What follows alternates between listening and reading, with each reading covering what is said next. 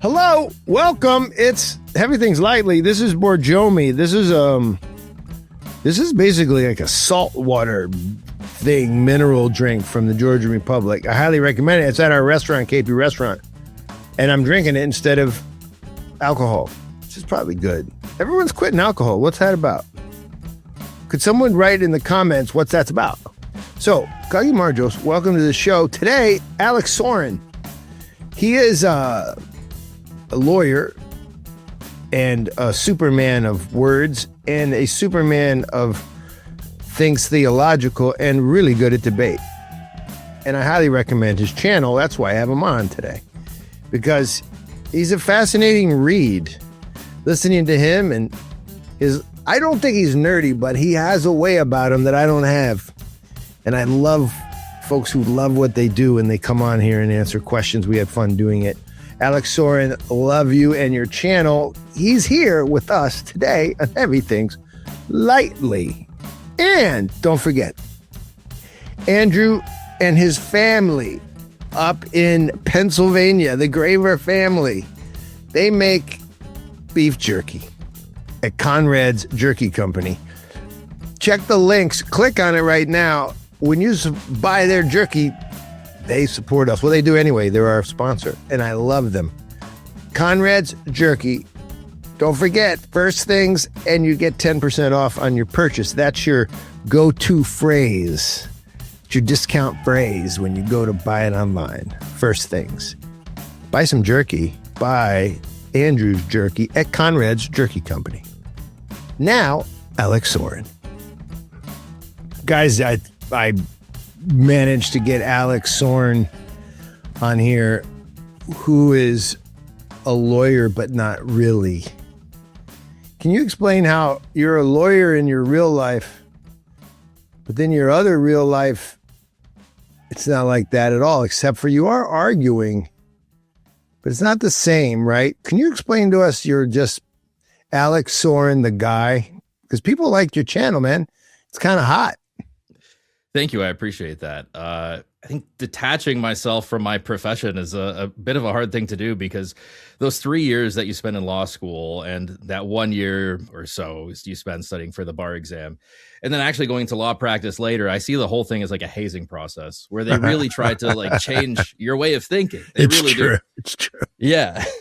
They try to change your way of thinking. And the unfortunate thing is that you can never go back once they change your mind in that way. So I figured, since I've been trained in this, like almost as a mercenary, to just like, and to take orders, like you already know your side of the story. You already know your side of the argument. Now tell the story in the best way possible.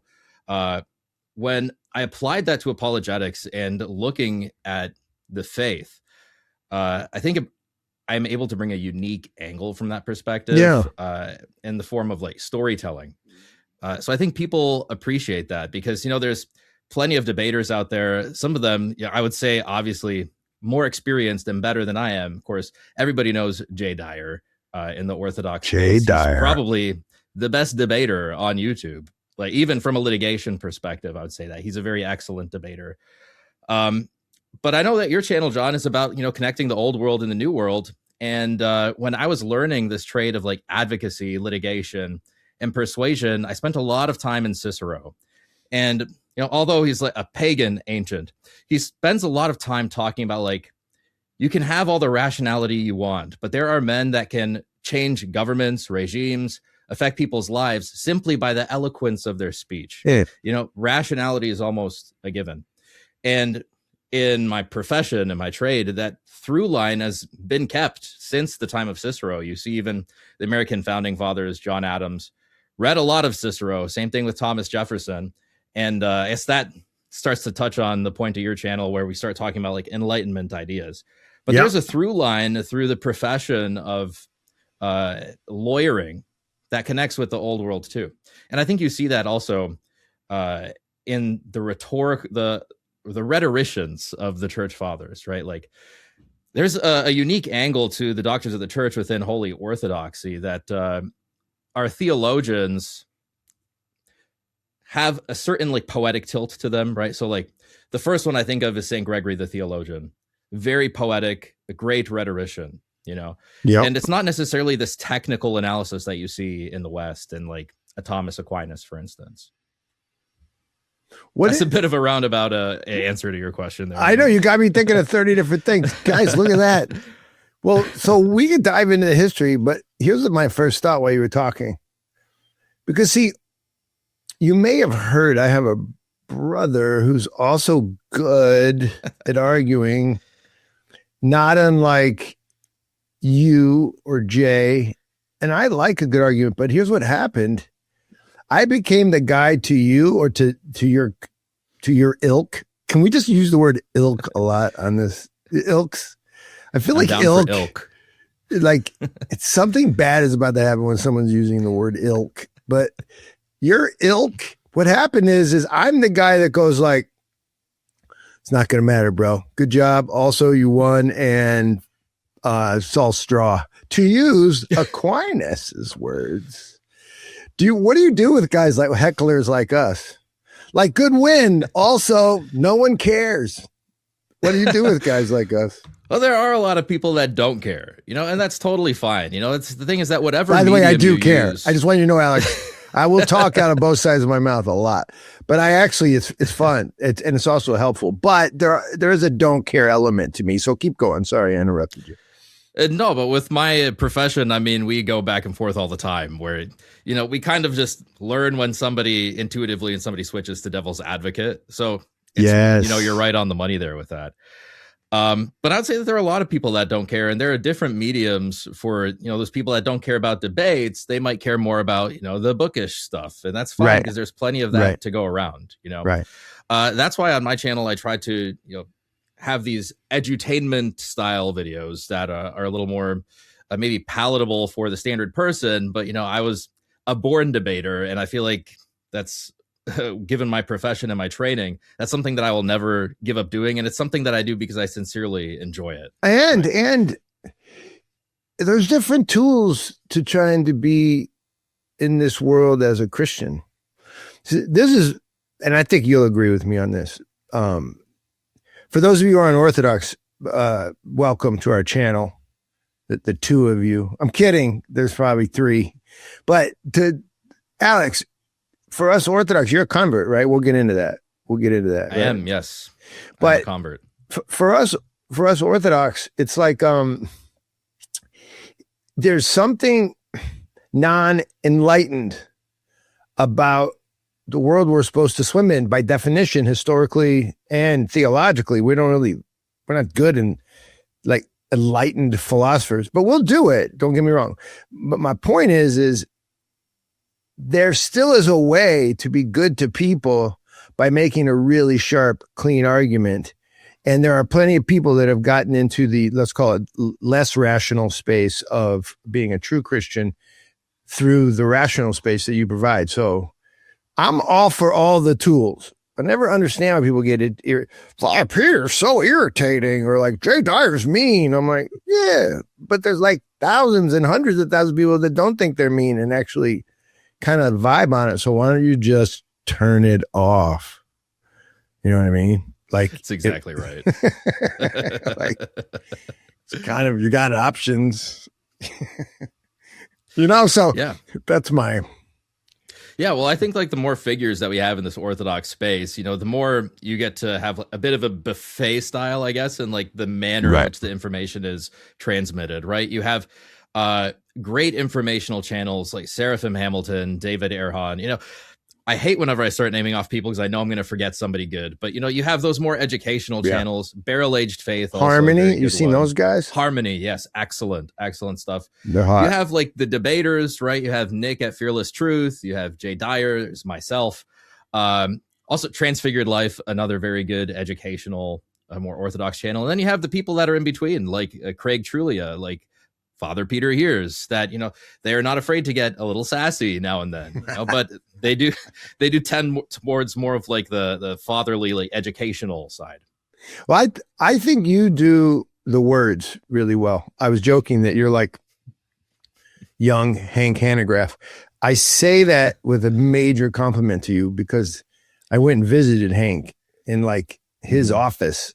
My wife and I went, and it was like a mix between going to visit Cicero and also Colonel Kurtz from Apocalypse Now. There was a little bit of that. There was a little bit of that. He was like, please sit down. And you were like, he's going to operate on me with his mind. Like, he was amazing, bro. He was amazing. Yeah. But he really does know all the words. And watching your channel, that's how I feel. That's why I was really happy to have you on. So how'd this happen to you, this orthodoxy? And then how'd you go from being a litigator by day and then a defender of the faith by night? Well, it's a very long story, but I guess I'll cut it short to just the essentials here. But I think it really was an act of God's providence at the end of the day. In hindsight, I think everybody can say that. Well, you're in the moment, you're like, what is all this craziness? But it was about, I guess 6-7 years ago now, when, the plague happened. And, I'm living in Canada at the time. I'm on a border city over here. So I was raised in America. I married a Canadian. It ended up being easier to just you move married over a Canadian? to her side at the time. I did, yes. That is amazing. And also is amazing because I didn't think they marry anymore. Congratulations. You found one. Well, it was a different country. Even 7-8 years ago, it was when I got married 10 years ago, far different country. The currencies were closer in value at that time too. It's amazing how fast Canada has declined, not just morally, but also economically. It's a straight plummet, straight shot down. And your wife sees that and her family sees that. Yes. Yeah. Interesting. They see that too. I interrupted you again. There's a sharp divide in Canada. I told you, Alex, it was going to go like this. Sorry. That's fine. If it's too straight, then what happens is I can't handle it. I got to make it squiggly. Don't be mad at me. I agree. Keep going. What were we talking about? I'm cool with the squiggles. It was basically how you got into this. And came to so I grew up Pentecostal, and there was a Romanian Pentecostal is a kind of a different sect than American Pentecostalism. They have a lot of that charismaticism in the Eastern European countries, the Balkan countries over there is not totally different, but in some very tangible, concrete ways, very different from the Pentecostalism you see in America. For example, when I was growing up, the men and the women, they sat segregated in church, right? They would fast in the morning prior to the Lord's Supper. So they had a lot of Orthodox holdovers. All the women would wear head coverings when I grew up in Romanian Pentecostalism. It wasn't even like a matter of preference or a matter of conscience. It was just everybody did it, right? And slowly, because my parents, they immigrated to America right before and after the Romanian revolutions. My dad came slightly before, my mom came slightly after. And I was raised in this third culture, I guess, where I didn't quite fit in with the American culture, didn't quite fit in with the Romanian culture, but there are a ton of us young people that are like this third, like in-between culture, I suppose. But I saw the Romanian Pentecostalism kind of going more and more towards this American brand of Pentecostalism, to where a lot of the churches now, and there's a pushback against this within the Romanian Pentecostal community, but towards like Word of Faith and the New Apostolic Reformation, and the more kooky kinds of charismaticism that you see today. And during COVID, 6 years ago, and it's amazing. It feels like it just happened yesterday. It's crazy, right? Yeah, I agree. Yeah. All of this kind of came to a boiling point for me, and I was like, okay, now there is no way that this is right. Let's just go back. Let's start from the book of Acts, go through the history sequentially, and which church is the right church today? Because at that point, I had already gone through my angsty atheist phase, and I was convinced of the arguments, by Father Seraphim Rose, I think, eloquently states them in his essay against nihilism. One of the great books. One of the great books. That's right. How it really, every atheist worldview descends into nihilism and is ultimately, it has no objective truths. And that's not a functional worldview to have. So big problems within the atheist system. I was very convinced of theism and Christian theism.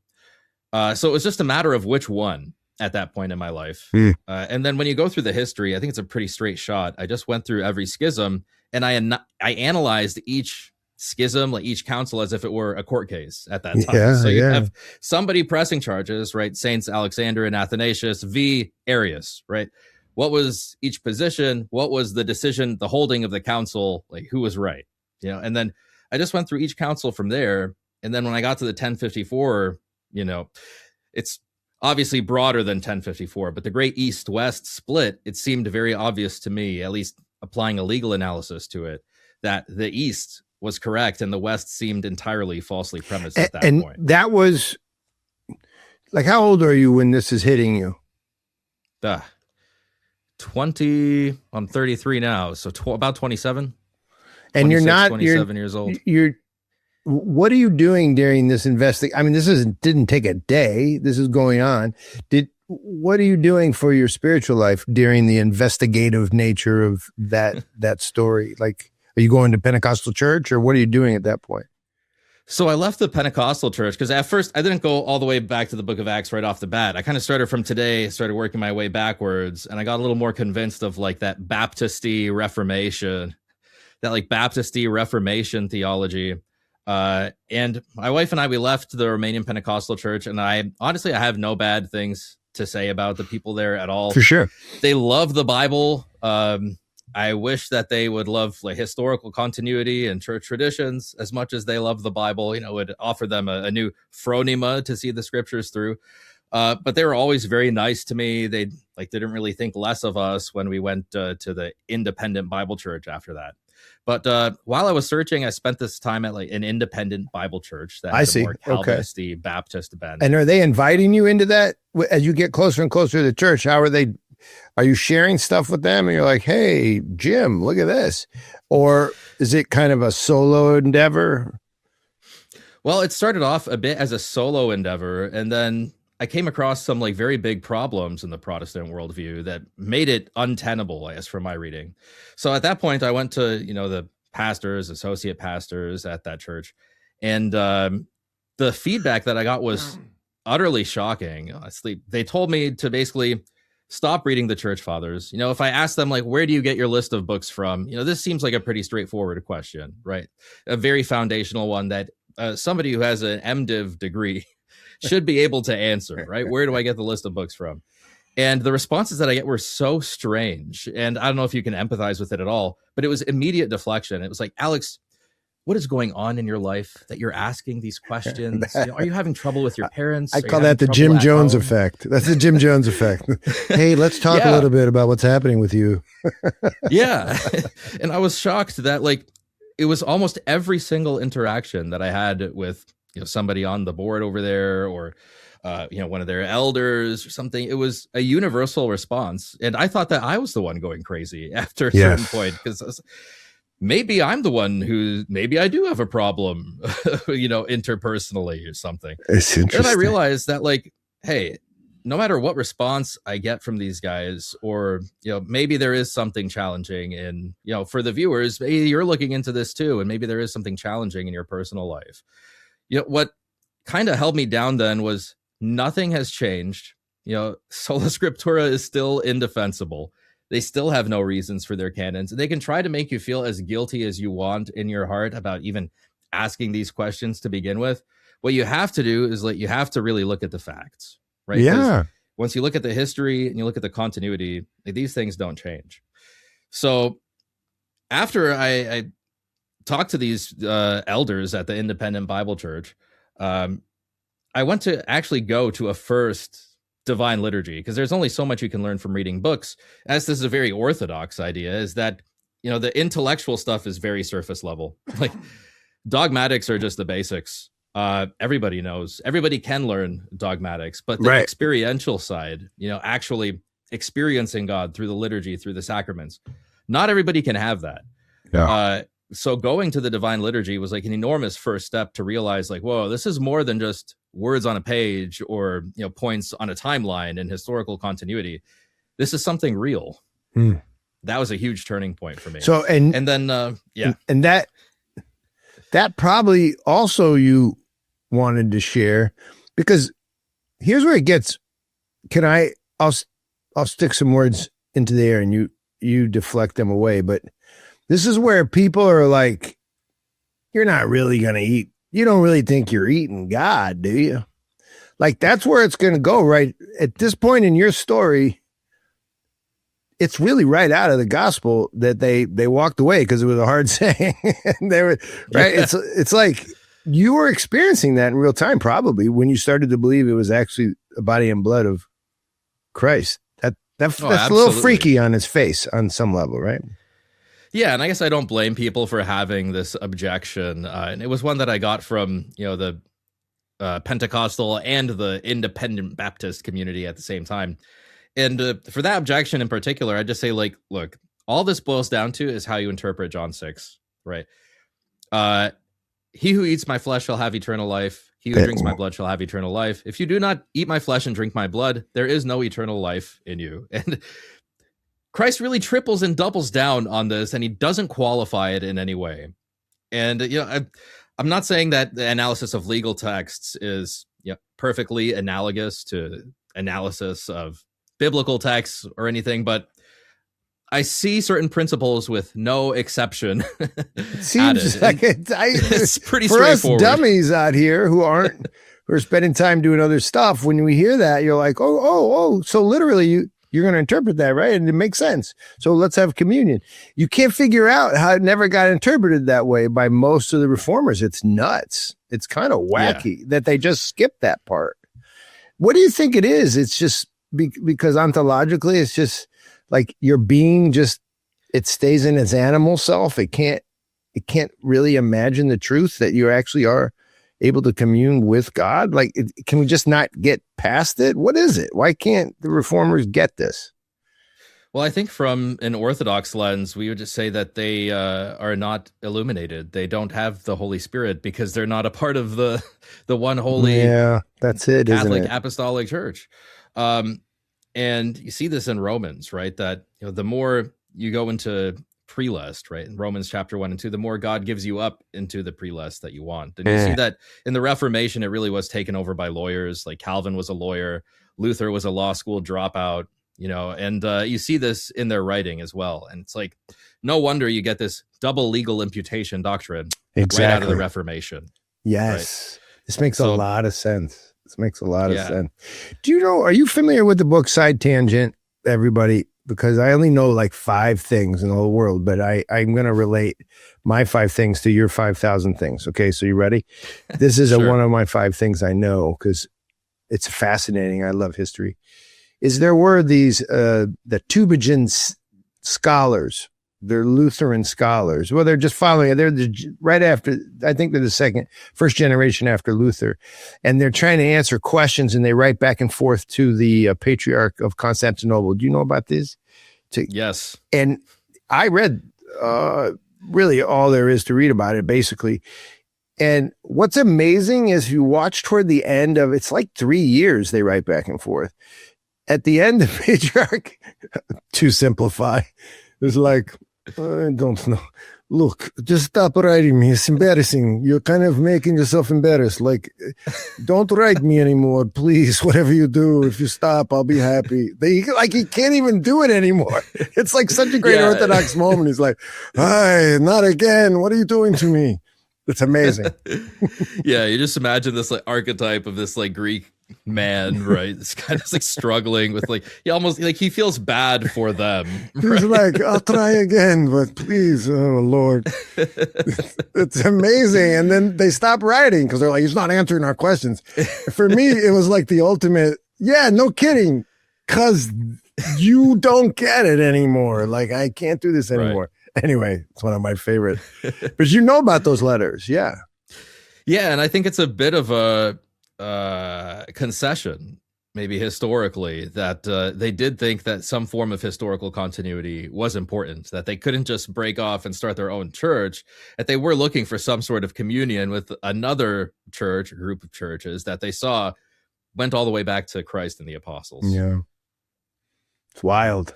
So did you always love, I see you doing a mix of history and,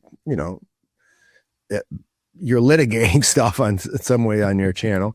Did you always love history? Were you always able to remember it? Was it something you loved as a kid? Yeah, I think history.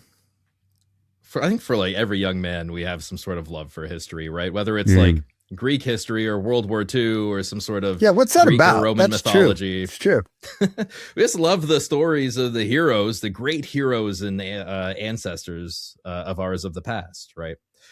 So I always had like a tilt toward it, but really the way I present things is formed by like Cicero and that method of persuasion through like argumentation mixed with rhetorical skills and storytelling.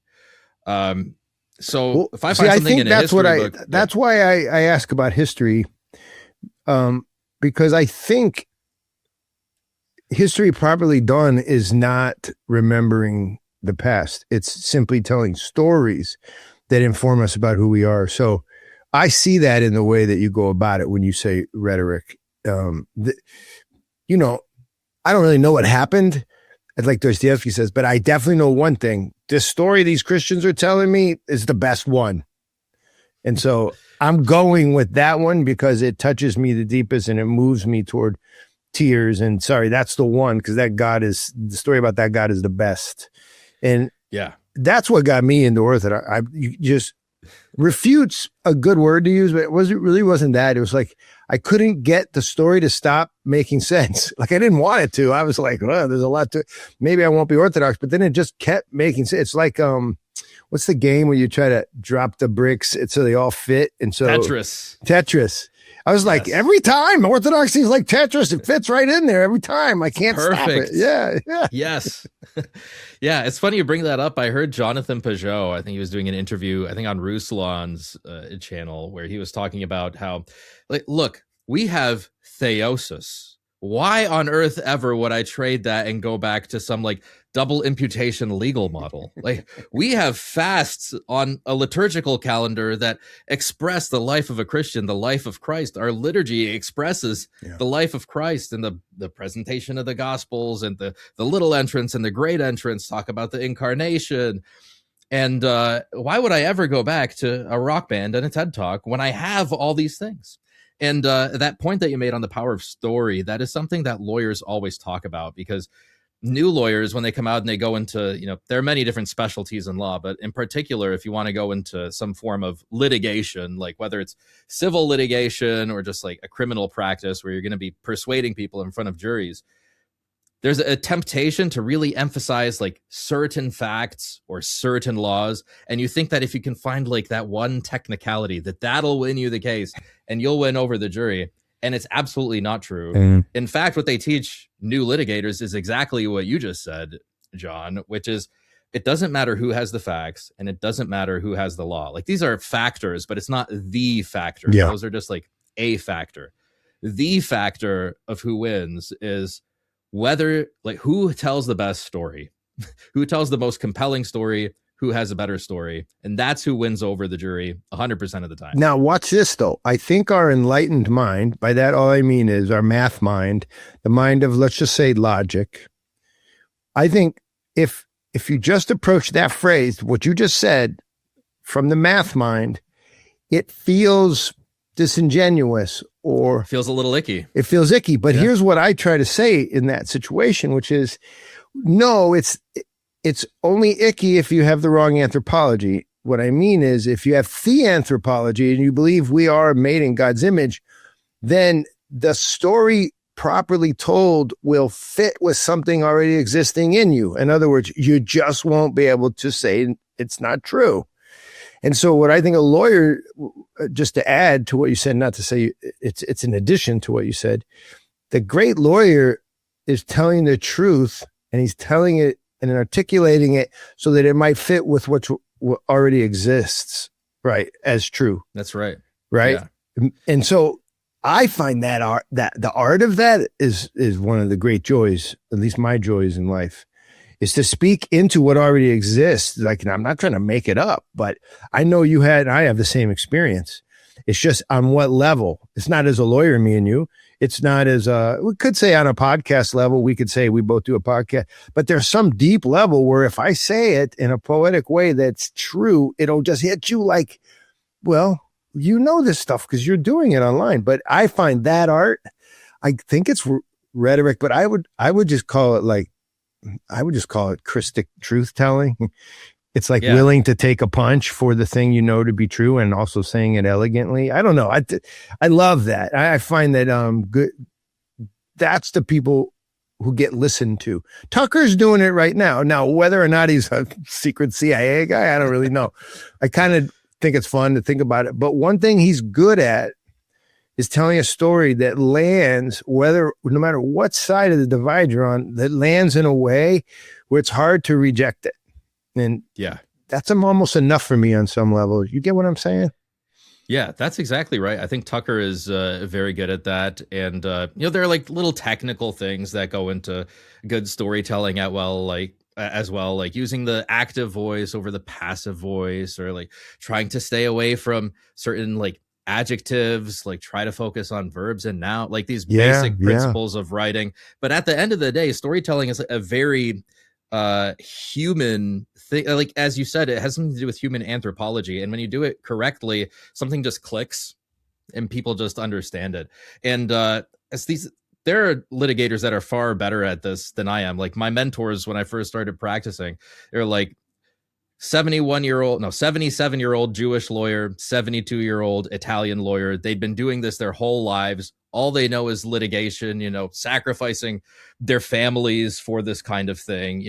All of them had been through like multiple divorces because like this is their life. Yeah. They are hired guns. They are mercenaries, and their powers of storytelling. It's like, I always compare it to magic powers. Like they will persuade you. They are so good at it. They have it so mastered. But I guess a little bit, if you guys are interested in like this style of advocacy style, this good storytelling in order to convey truth, right? Because if you have falsities in your story, nobody's going to buy it anyway. If you're faking it, people can tell. You do have to genuinely believe what you're saying. Yes. But in my debate with Elijah Yassey, right, I had a formal debate with Roman Catholic apologist Elijah Yassey, who's a very fine man. He's a father. He has children. He's a great guy. But I think he fell short in certain aspects of the debate because he was too focused on like technical aspects of like the document of Pastor Aeternus from Vatican I. And the prompt was, is the Vatican I papacy true? And in my mind, when I look at that, I think of the story of the Vatican I papacy. It's like, what is the papacy at the time of Vatican I? Tell us. Tell us the story. Well, it's not something that you can reduce to a few lines in a document. You have 1,000 years and then some of history leading up to Vatican I, 1,800 years or so.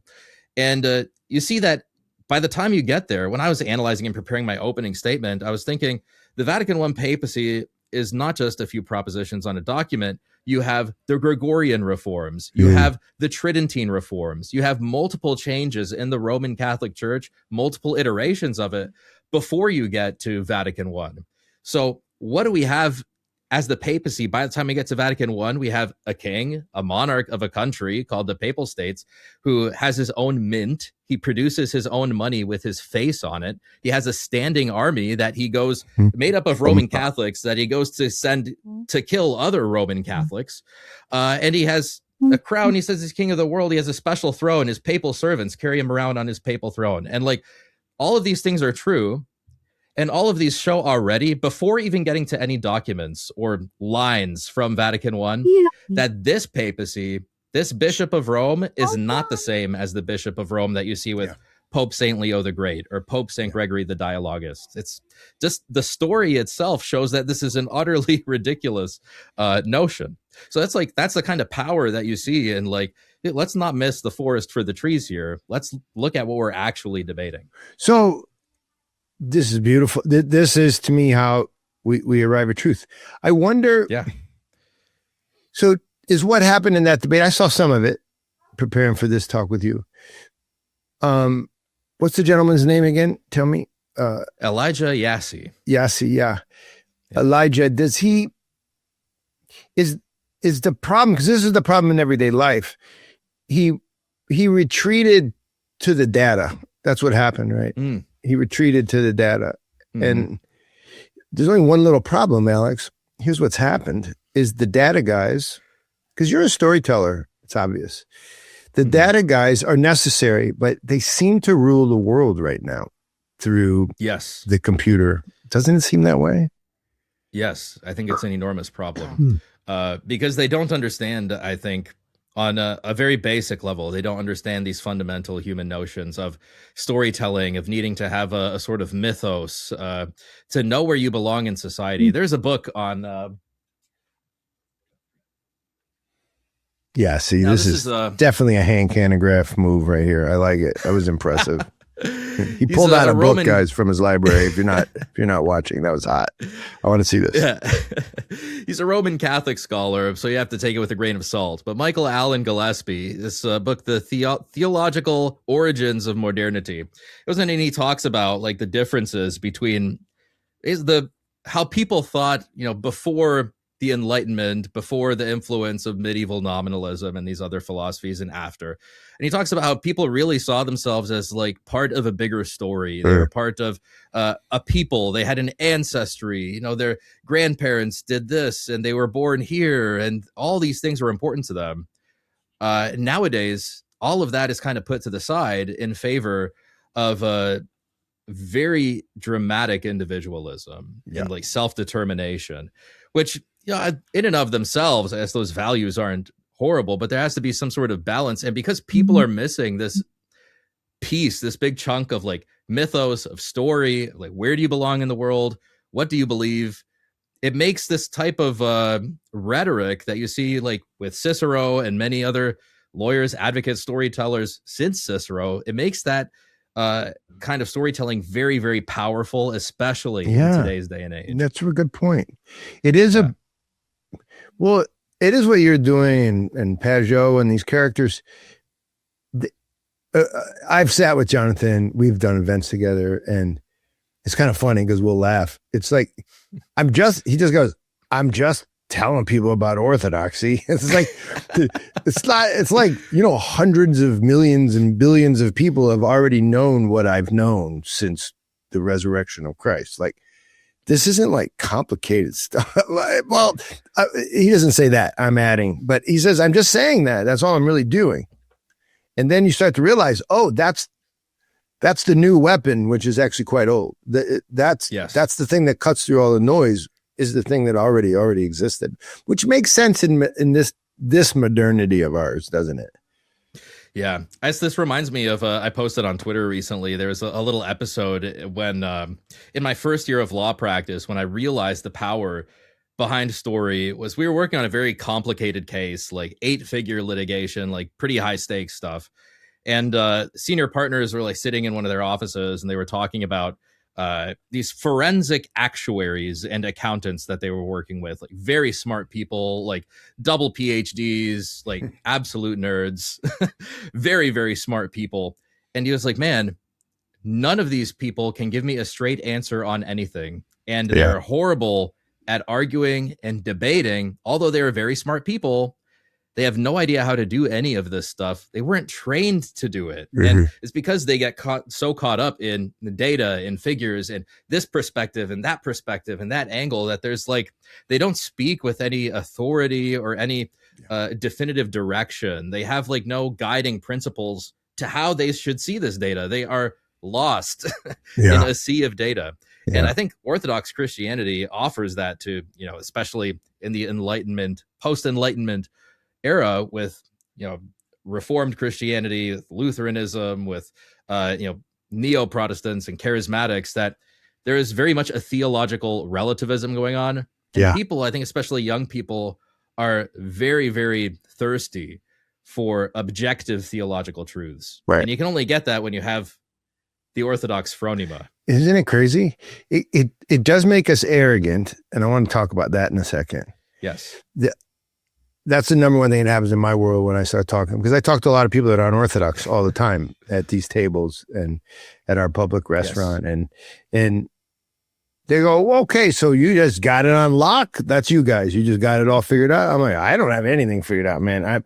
I'm just trying to lay down every day and get swept into the river that already is going where it's going. And I'm just trying to say what's being said by the water that's overcoming me and taking me down the stream. That's it. And so here's what I know. as of Tuesday today, and I'll do my best to explain it to you. But if you really want it, there's way better people. This is how I approach it. And I think what happens, it disarms people and they realize that, okay, I'll listen to you. But that's the humility, right? It's not, I'm not saying I'm humble, but I'm saying it's a willingness to say you don't know that allows you to actually enter further into the truth, which is ironic. How do you deal? What's your go-to move when you see someone loaded for bear? And you have a lot of, wisdom on certain ideas. How do you start with loaded for bear? Like, do you have a disarming way of getting into this, or is the whole point in your debates or in your conversations to just get ready to load for bear and fire? Like, do you have a way of disarming people? It depends on the context, right? Like when I do the call-in debates, usually you can tell right off the bat if you've been doing this for a while, if somebody's there to get some sort of clip from your interaction, or somebody shows up with like bona fide questions, right? When it comes to like formal debate, public debate, I just revert back to, Cicero and, examples in the New Testament as well of St. Paul in Acts 17, later in the book of Acts, his defense to the authorities, Saint Stephen in Acts chapter 7 with his defense to the Sanhedrin. And Saint Stephen goes pretty hard at the Sanhedrin there. He says, you worship the Star of Remphan, basically accusing them of occultism. Yeah. It's like not a light claim that he levies against them. He says, you always resist the Holy Spirit, just like your fathers, you always have. So I think there is a time to be like combative and to scrap. And, when you have a formal debate, I really see it as a courtroom setting where, there's my opponent, the interlocutor on the other side, but there's also a huge audience watching, the jury. And those are the people that are really looking for information out of this. So when I do that setting, it's more like, it's more meant for the audience. But I think in interpersonal evangelism, I think that humility that you mentioned, that like, yes, one of the biggest blessings that I received from Holy Orthodoxy was finally having some sort of clarity. When I was Pentecostal, there was always like a debate of like, oh, this verse kind of sounds a little more Arminian, a little more free will. This verse sounds a little bit more Calvinist, a little bit more determinist. Which one is it at the end of the day? I don't know. Whoever can stack up more proof texts maybe, or present it in a more persuasive manner, that must be the person who's right. You don't have any of that in Holy Orthodoxy. You have verses that have objective truths, objective meanings. There's an objective hermeneutic to all these things. Yeah. Yeah. It's bound in the body. It actually has a body called the church. Yeah. And if you can show people like your submission to this tradition, right? Where it's like, no, it's not me that has all the answers. And this is something that I like to bring to the attention of the audience, is that whenever you see this like Orthodox Protestant back and forth, there's something called the Orthodox we versus the Protestant me. So like, the Protestants will tend to speak in a manner that sounds something like, well, I read this passage and I think this is my reading of this passage. Whereas the Orthodox will say, the Orthodox position on this passage is XYZ. Or read St. John of Damascus, he has the definitive, interpretation of this. Or St. Andrew of Caesarea has the definitive Orthodox commentary on Revelation. Right. The Orthodox we versus the Protestant me. Yeah. Very important tool. Super helpful. I recently watched, you ready? Let's wade into this for a second. I recently watched a friend of mine. I've met him a number of times. Ruslan, who is got a big channel over in Protestant Town. And do you know Ruslan? You've heard of him? I don't know him personally, but I'm very familiar with his work and his channel. Work. Well, he sat down with a certain character named, I believe it's Joel Webbon. Weebon. Right. Oh boy. And they had a big debate, and the title of it was something like is marriage between the races normative or something. Okay, this is what happened to me. Can I ask you, because you're a debater, I want to ask you about this. All that happened was Ruslan won, but also sola scriptura lost. Yes. That's what happened, because that was 3.5 hours of proof text. I was just like, is this real? And it's real, isn't it? Yeah. Yeah. And I think even in Joel Webbin's closing, which stuck out a lot to me, where he was like, look, when I look at the scriptures, I see that God sent out man to multiply and cover all the earth. I think that whether it was post-lapsarian or like after the fall or before the fall, no, we would have had different races either way. And in my mind, just objection, speculation. Where are you getting this from? This is everybody just supposed to buy into your idea of how the pre-lapsarian, pre-fall Christian world should maybe would have panned out? Like, we have 2,000 years of tradition. Exactly. We have the teachings of the fathers. We know what is important when it comes to marriage. I don't see John Chrysostom saying like, look, marriage is important for your salvation. That's why you need to have the same race in your marriage. No, you don't see it as a factor anywhere. You see it unanimously within the fathers and in the New Testament in 1 Corinthians 7 that the purpose of marriage is for your salvation. Yes. It's in the process of theosis. And learning the fruits of the Spirit, practicing them in marriage, submitting to one another with, St. John Chrysostom. He also says in his homilies that there are some situations that do call for an authority, which is the role of the man. But this is mutual salvation. And St. John says that when it comes to matters of holiness, you see equality between the husband and the wife. And race has absolutely nothing to do with any of those things. Now, before people say that I'm anti-white or something, it is very obvious, I think, that generally people will marry within their own race just because you will tend to have more things in common. Well, I don't think there's anything wrong with that either. It's just, that's a geography question at that point. Yeah. I really like how you see, this really helps me because you went, before I'm called anti-white, you got to know as a Gen Xer, am I X? Yeah, I'm X. As a Gen Xer, that's such a weird stopping point. I'm not saying it's right or wrong. Okay. Yeah. It's such a weird, now remember, I'm like a Martin Luther King baby. Right now, there's a whole bunch of guys going, guys, Martin Luther King did heavy lifting on Christianity. I know he had problems, but he was actually trying to give back to the Western, very atheistic Christian, pseudo-Christian mind. He was trying to give back some of their own words.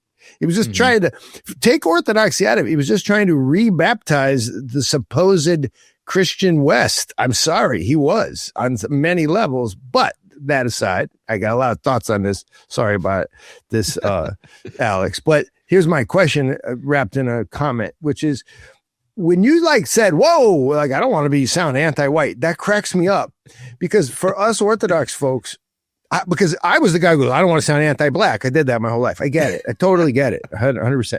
But what's so funny is that Orthodoxy solves this stupid problem, absolutely, really fast. Yes. I marry someone who also wants martyr crowns and has been dipped in the holy waters in baptism. Okay, what else? Well, I don't get what else. What? Oh, look at her. She got a flat nose. What? Some of it actually, no, but you don't understand. Kinky hair. It's going to be hard for you to understand. What are you talking about? Really, actually, what are you talking about? It's really weird. It's really weird. Yeah, okay, I get it. Most of the people that I go to church with currently in this setting also share, let's call it a phenotype. I get it already. Also, so what? Because there's a million people around. I never know who I'm going to bump into. How would I use this as a serious suggestion as per who I should marry? It's just, I struggle, bro, with this. I'm so glad that we can talk about it. It's a big problem right now, though, because men want identity. I get that part. But yes, guys, you're Orthodox. Don't worry. No? I agree 100%. And I think you touched on something that Joel Webbin in his debate relied on a lot. And this is another, I guess, debate tactic, things to look out for when you're, having these discussions with people is like a retreat to an abstraction. Yeah. So avoiding concrete language and going to abstractions instead. And I wish maybe Ruslan could have pushed Joel more on, he would talk about, and maybe Ruslan actually did now that I think about it a little bit, he did push it back a little bit on this idea of, well, there are cultural differences between races that may add undue stress to a marriage. I don't know if that's how he worded it, but that was the general concept. And Ruslan made the point that he said, look, I am Armenian, white, my wife is black. We grew up in the same economic class. We grew up in a similar, evangelical setting, I have a lot more in common culturally with her than I do with somebody who is Armenian or white from a really, really high economic class or from a really, really low economic class. So there's more that goes into it than just race. And they really retreated to the abstraction of like, oh, there'll be cultural differences. Well, like, what are the cultural differences? Thank you, Alex. What are they? Thank you. This is really important. Point it out. Yeah. And what I like about what you're doing right now is we can get into the scripture on this. I don't have a problem with that. But if you watch that debate, and I recommend you guys do it for a little while anyway. But what I kept noticing is if you, everything stopped with basically the book of James. Like I kept pointing to like, St. John Chrysostom is actually from North Africa on some level. Like he like so many of our saints are brown, like the categories aren't correct. And even when the Ethiopians who took Orthodoxy so early, I mean, there were Christians, there were very African early, yes. Christians way before there were European Christians. You know what I mean? Yeah. Going all the way west, the Spanish were Christians way after the Ethiopians. I mean, come on, man, what are we doing? Yeah. But my point is I could draw on like literally the face of the icons, like in my own house, to go like, oh, well, there's a brown one and there's a black one. It didn't land. It can't land with us if we take our faith seriously. That race question. Don't get me wrong. We all notice it. It's a real thing. As everybody knows on this channel, I married a black woman from Harlem.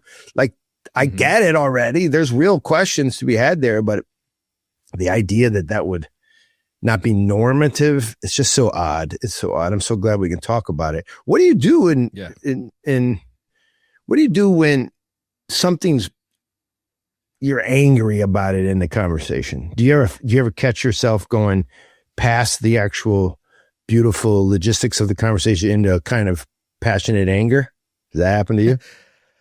Sometimes, but not yet in, this apologetic space that I've really involved myself with. I think because generally I try to keep a very calm demeanor. People, when I get a little bit passionate, people are like, oh, this guy got under Alex's skin or something. Like, no, what you were seeing there is enjoyment, because I do really enjoy debating. And when somebody throws a curveball, I think it's really interesting. And it's like, it's almost like I kind of like start salivating in a way, like, okay, all right, this is going to be like a good fight at this point. Like, this is something interesting, right?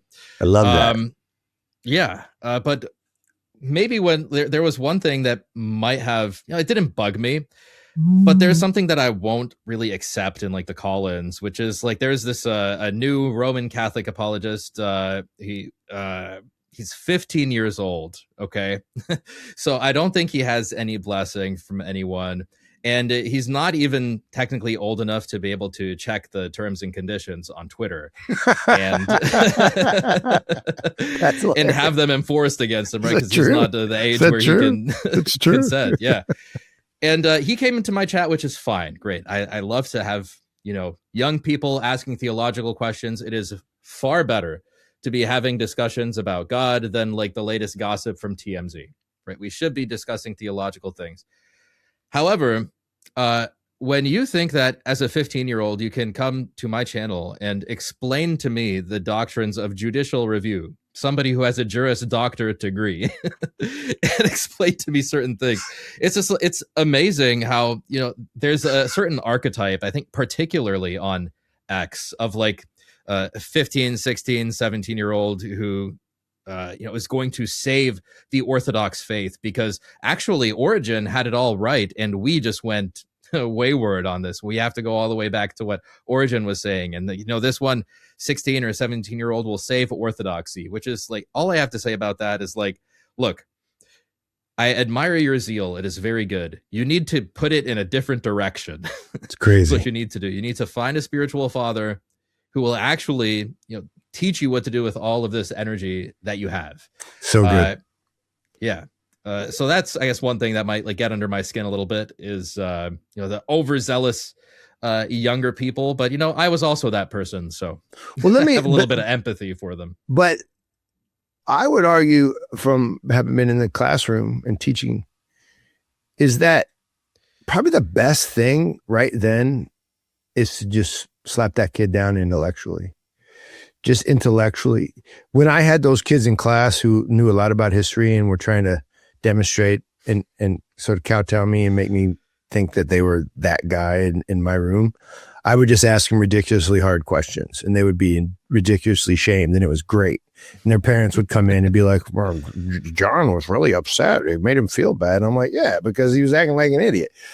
I think I don't like making people feel bad, but there's certain times when it's really good for both of us, probably me to assert my wisdom and age, and them to have to face that shame. I that's old school, right?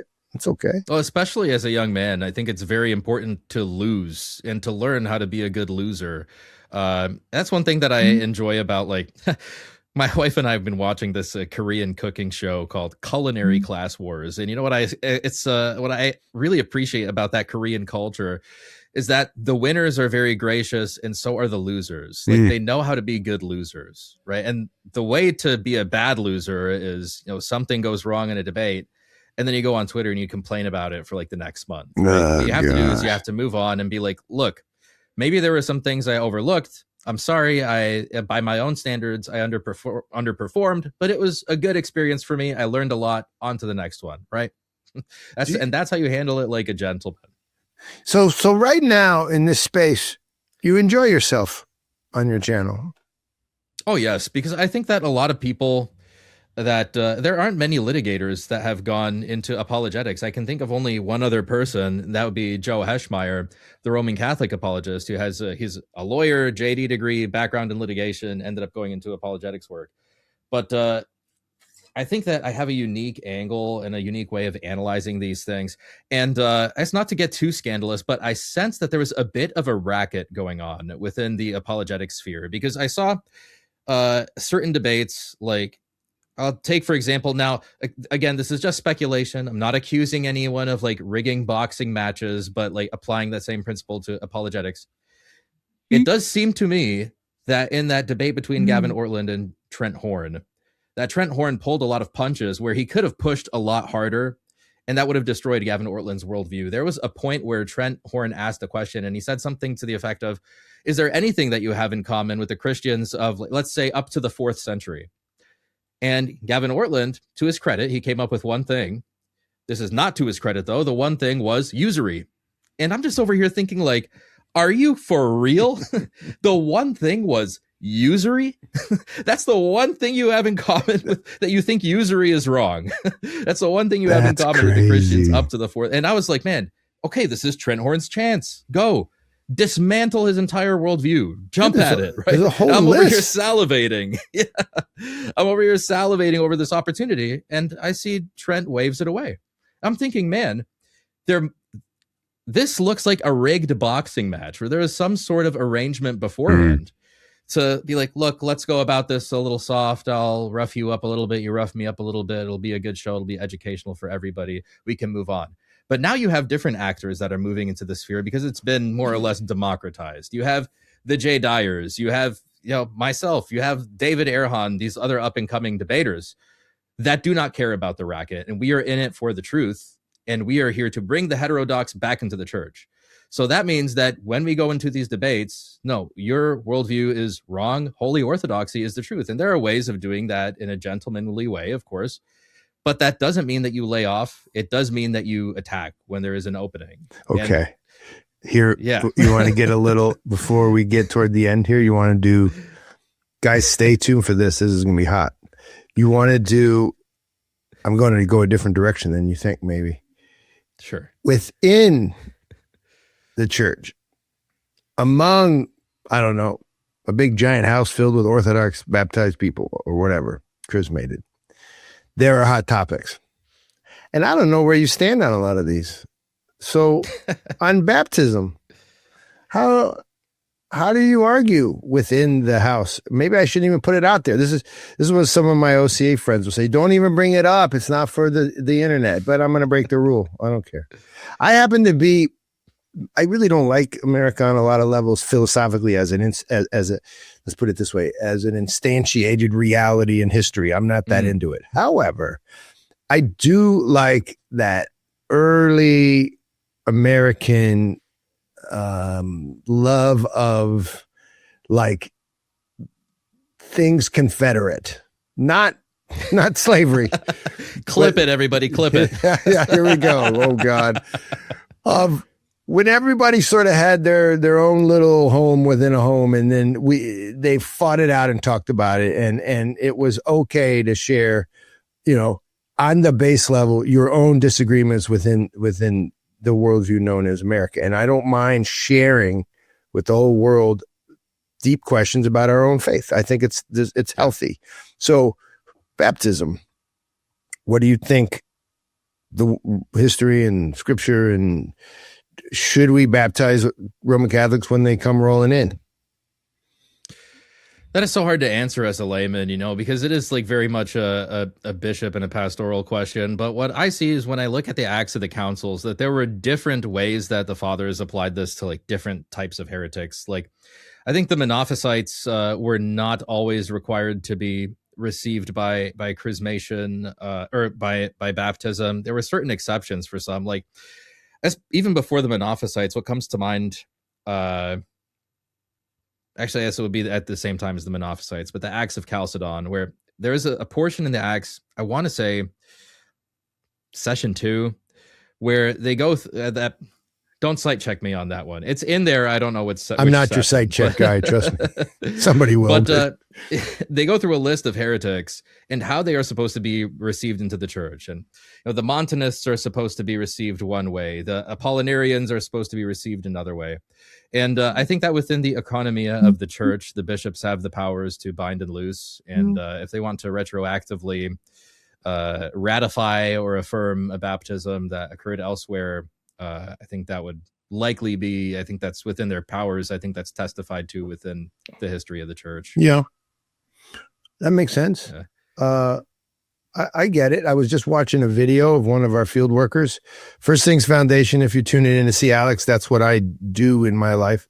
We send people around the world to do Peace Corps style work, but with an Orthodox chassis.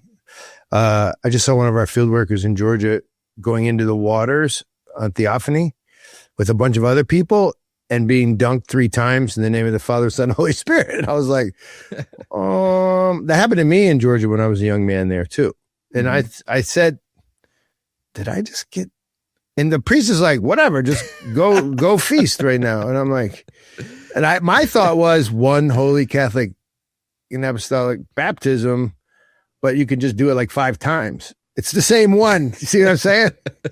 Yeah. Because I got dunked at least twice in Georgia on different. It's like part of the end of the feast. It's hard to explain, and not just on Theophany. I did it at Saint Nino's. There had been a church built in the honor of Saint Nino where she first came to Georgia, back in the 300s, and they were consecrating that parish, and then. This is June 1st, and then everyone went into the water, Lake Paravani, and got dunked 3 times. And I was like, aren't all these guys baptized? I didn't know what to think of it. And the priest kept going, Don't worry about it. What's your problem? Don't worry. You're blessing. It's a blessing. I was like, okay. Yeah, old school attitude. Yeah. Okay. Here's another one. Is there, is the Lutheran Church a church? There are different senses to the ways that you can use different words, right? So in the sense that it is an assembly, an ecclesia, an assembly of people, yes, it is a small c church. But I would not say that they are the one Holy Catholic and Apostolic Church. And I think Orthodoxy very much rejects that Calvinisty Reformation idea of an invisible church, because we reject the idea of salvation by divine decree, right? In the Orthodox view, it's salvation through the sacraments, which are imbued with grace, which result in synergy with God. So in our view, it's a process of theosis. So I don't think that we can say that any church outside of the walls of the Holy Orthodox Church is the church. They can be a church, but they are not the church. Yeah, this is it. I'm with you. Here's a hard one. One more. Sure. It's the end of a wonderful evening and you're going to settle down and drink one drink, just one, with a friend, maybe me and you, or a set of friends, or maybe even your wife. What's your drink of choice at that moment? It depends on what kind. If it was a night out on the town and we're having it fits with the atmosphere. Let's make it the very last drink. You're being executed for reasons we haven't determined yet. Oh man, this is a hard one. It's just one. The last one. Probably have to be a Guinness right from the factory in Ireland. Oh, by the way, it does matter. I was in Ireland and it was a lot better. You're right. It makes a difference. Yeah. Guinness is nice. That would probably be it. I like it. It's honestly, I never liked beer. I didn't like beer. It didn't really particularly interest me. And then I had a fresh barrel, like not the whole barrel, but somebody just opened a barrel and I had the entire barrel and that was it. I knew I was going to be a lawyer ever since then, but Guinness made the difference for me there, because also the way it looks, it matters. It's so gorgeous watching someone that pour waterfall Guinness. effect. Yeah, so yes. Good. All right. Yeah. Well, what do you tell people about you if you want us to go check anything? We'll put it in the show notes. What should we do to go see you? Yeah, so I have a YouTube channel. It's just my name, Alex Sorin, where we discuss Orthodox apologetics, Orthodox theology, and we do live streams multiple times a week talking about like current events, what's going on in the greater Christian space involving the heterodox and also Orthodox news. We get scholars on there. We had Father Stephen DeYoung on there recently, and also Cleave to Antiquity we had on there recently, and we look forward to having many more guests on there as well. You can also find me on X. It's Alex Orthodoxie in the Romanian way. It's ORTODOXIE. Alex Orthodoxie on X. It's such a great story that you were in the room hanging with the Romanians as Pentecostals. All that story. Yeah, everybody just assumes that I'm Cradle Orthodox because they hear Romanian, and it's like, oh, well, I have a story for you, in fact. Hey, guess what, though? You have to tell people, I'm going to tell them for you. I'm going to come on Alex's show, and I'm going to demonstrate that I actually know stuff. I'm going to do my best, okay, to be an interesting guest. Yeah, I'm looking forward to it. Show. I'm excited for it, yeah. But you have to ask me questions.